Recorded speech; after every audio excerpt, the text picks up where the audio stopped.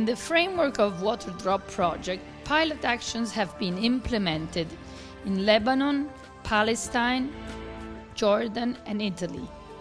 In Italy, a feasibility study on the recovery of the natural wetland Torre Flavia has to be realized. Torre Flavia wetland is located 40 kilometers on the northern coast from the River Tiber mouth, and its name is due to the tower realized by Cardinal Flavio Orsini in the 14th century. After the Second World War, the area was managed as an extensive aquaculture system, and since 1997 identified as a protected natural site, hosting more than 160 different species of migrant and aquatic birds. The coastal wetlands are important natural environments for the depuration of polluted water.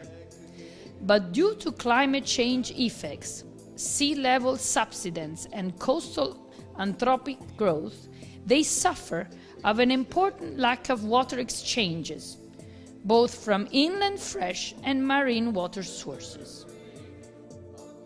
The depuration capacity is essentially due to emergent microphytes such as reeds. The potential rate of pollutant removal by an aquatic plant is limited by its growth rate and standing crop biomass per unit area.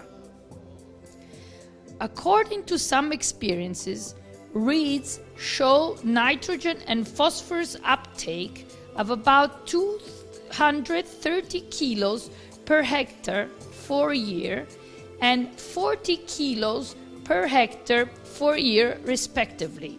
In addition to plant assimilation, nutrient removal is also due to a number of biological, physical, and chemical processes functioning in the water and in the sediments. For example, reed is able to transport more than 1.5 milligram of oxygen per gram for a year through the leaves, stems, and roots.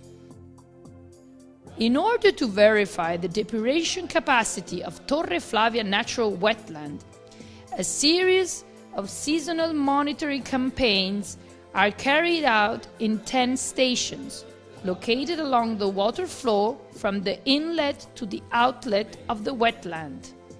For each season, samples are analyzed in the Enea Casaccia laboratories to evaluate variation of nitrogen compounds, phosphorus, BOD, and COD.